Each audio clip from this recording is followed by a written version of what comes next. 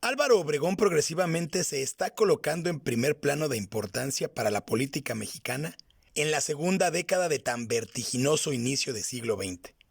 Y un importante número de políticos y militares fieles y oportunistas lo acompaña en esta travesía. Eso hace que don Venustiano Carranza, desde el Ejecutivo, lo mantenga como su carta más fuerte dentro de sus intereses constitucionalistas en los más críticos instantes de una guerra civil contra los villistas y los zapatistas. Para mayo de 1914, el osado ingenio militar improvisado de Álvaro lleva a cabo un hecho que presumió como ser el primero en su clase. Lanza sobre las costas de Topolobampo un ataque absolutamente vanguardista apalancado de una moderna unidad aérea, el biplano Sonora. El ejército de Obregón es el segundo cuerpo armado después de la División del Norte en tener fuerza aérea. En el biplano, el aviador Alberto Salinas del Ejército del Noroeste, pilotando mar adentro, ataca el cañonero federal General Guerrero, situado 18 kilómetros aguas adentro del Pacífico, tirando rudimentarias bombas de mano a una altimetría de 900 metros. Entretanto, unos meses después, para finales de diciembre de 1914, los 50,000 elementos del ejército de la Convención de Aguascalientes, zapatistas y villistas, que se encontraban en la capital, regresan a sus respectivas zonas de influencia. Por otro lado, en un tono sospechoso, meses después, a Lalo Gutiérrez ya no le convence ser más presidente interino de la soberana convención y abandona la silla de palacio con todo y caja chica, quedando Álvaro Obregón franco hacia la capital, tomándola representando al constitucionalismo en turno, y se encarga de la administración de la Ciudad de México. A horas de su llegada desenvaina la espada, dirigiendo con severidad. Había venido a castigar a la oligarquía, principalmente al clero, a la clase burguesa y a los extranjeros.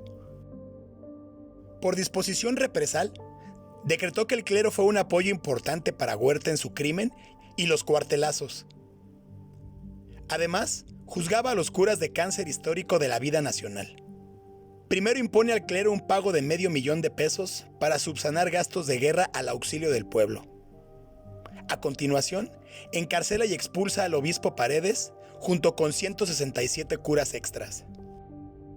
A los ricos de la ciudad y extranjeros que solaparon las puercadas de Victoriano Huerta, les impuso una contribución agregada a sus impuestos sobre sus predios, sus hipotecas, profesiones, ejercicios lucrativos, derecho de patente, agua, carruajes, automóviles y bicicletas.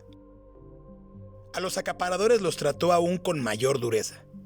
Les exigió un plazo de 48 horas para entregar el 10% de sus mercancías en maíz, habas, petróleo, manteca, velas y carbón. Y corona disciplinando a los extranjeros con una afrenta moral a su abolengo. Algunos de estos habían apoyado a Manuel Mondragón con dinero para su golpe de estado, y los pone a barrer las calles, amenazados de no quedar exentos de la observancia de las leyes mexicanas. A principios de 1915, Obregón derrota en Puebla la rebelión zapatista operante en el centro-sur del país, que se dedicaba a cortar las líneas de operaciones constitucionalistas de trasiego de mercancías bélicas dirigidas a la capital desde la Villa Rica. Zapata se cansó de solicitar a Francisco Villa desde el norte armamento y municiones para dicha operación.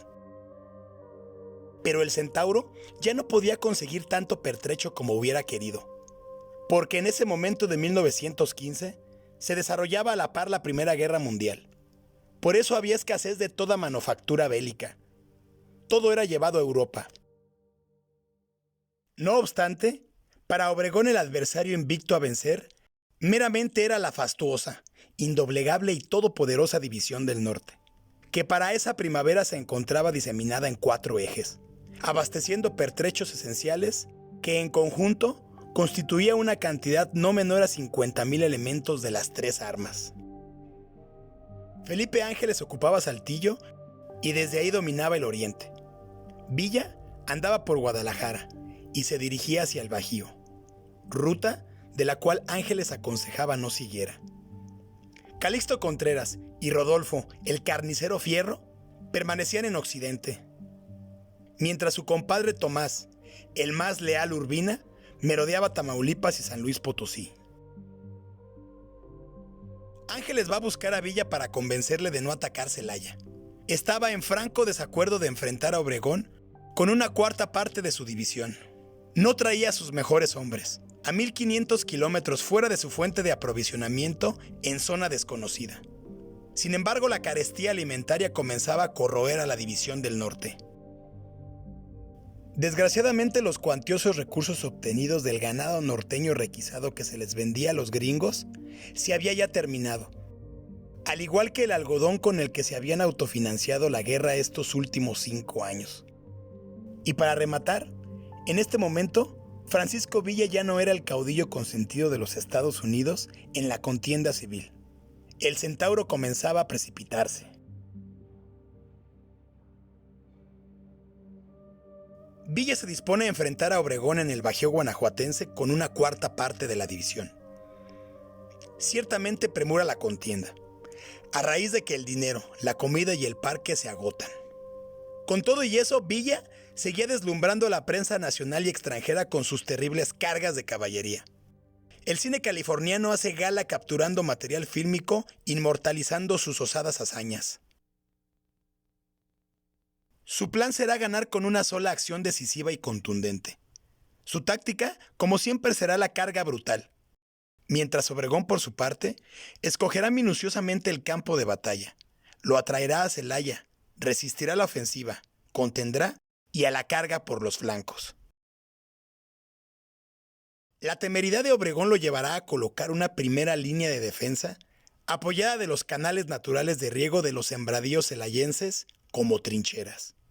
Ahí dentro montará 38 ametralladoras y tras estas herramientas terrenales coloca la artillería. Hará el intento de hacer creer que no cuenta con caballería. Sus 5,000 monturas las ocultará detrás de los edificios de la ciudad. Procedente desde Irapuato, Pancho Villa acecha a la circunvalación de la plaza de Celaya. Y a las 4 de la mañana del 6 de abril de 1915, se lanza a la carga. El primer ataque procede por todos los flancos, y con su primer asalto, a pesar del alambre de púas que cercena las patas de muchos de sus caballos, rompe las filas del brigadier Maicot, poniendo a su gente en total dispersión. Se suscita una y otra vez el torrente delirante de las cargas de caballería villistas, desangrando por igual ambos frentes en el transcurso de los combates, hasta el momento que se quiebran las defensas obregonistas. Es el cenit culmine para los villistas.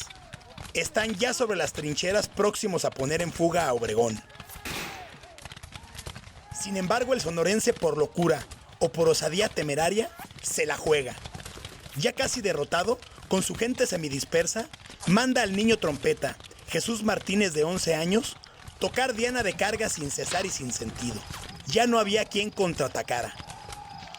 No obstante, en ese mismo instante, los villistas cautelosos interrumpen su ímpetu. Detienen el ataque esperando la contra y retroceden a la expectativa de una contracarga de reservas.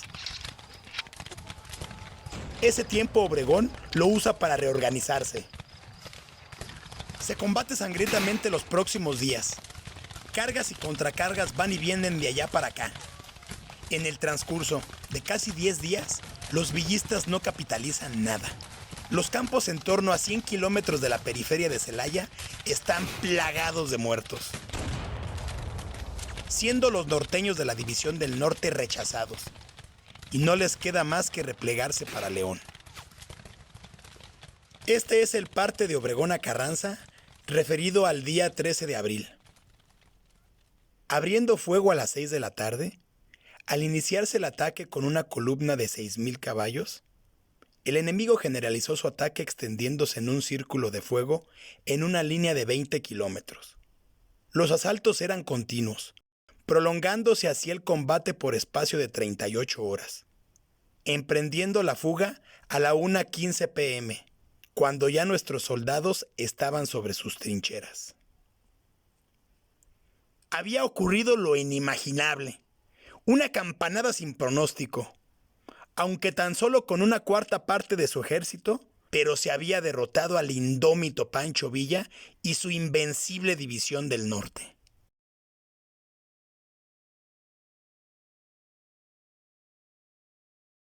Desarrollándose el transcurso a la retirada de los villistas para Aguascalientes, las escaramuzas y combates esporádicos se daban en múltiples puntos de la geografía del Bajío. Conforme el repliegue y las avanzadas se daban respectivamente para los dos frentes. El ataque de mayor trascendencia y el que Álvaro Obregón jamás en su vida olvidaría, se consuma en la hacienda de la ranchería llamada Santa Ana del Conde, a la entrada de León, Guanajuato. Obregón, ensoberbiecido de verse vencedor en Celaya, el día 3 de junio se dirige hacia el norte y acampa en el predio de dicha comunidad en compañía del general Francisco Serrano, el coronel Piña y varios jefes más. Sin gran precaución y confiados, viéndose seguros en la localidad, se desplazan cabalgando por un pasillo en dirección a la hacienda para atender asuntos curriculares. Faltando aproximadamente 25 metros antes de su arribo al edificio, súbitamente, una certera granada de fragmentación detonada por una batería villista que merodeaba la región, sorprende a la caravana explotando a metros, derribando a todo el contingente de sus cabalgaduras. La inesperada sorpresa colmó de angustia a los jefes. No obstante, al reincorporarse el general Obregón, se percata que su brazo derecho fue mutilado por las esquirlas, y un torrente de sangre brotando de su muñón compromete seriamente su vida. El dolor era tan agudo e insoportable que optó el general desenfundar de su cintura la pequeña pistola manufactura Savage que siempre cargaba al cinturón. La tomó y disparó estrepitosamente sobre su sien izquierda 1, 2 y hasta 3 veces, y el arma nunca detonó. El teniente coronel Garza, que ya estaba de pie, se dio cuenta de la intentona. Inmerso en la andanada de metralla enemiga, corrió hasta donde estaba y forcejea para arrebatarle la pistola. Enseguida, Piña apoya llevándole a un resguardo seguro poniéndole un torniquete al nuevo muñón. Ese específico día, su asistente, el capitán Valdés, no limpió su arma. Por eso se quedó vacía.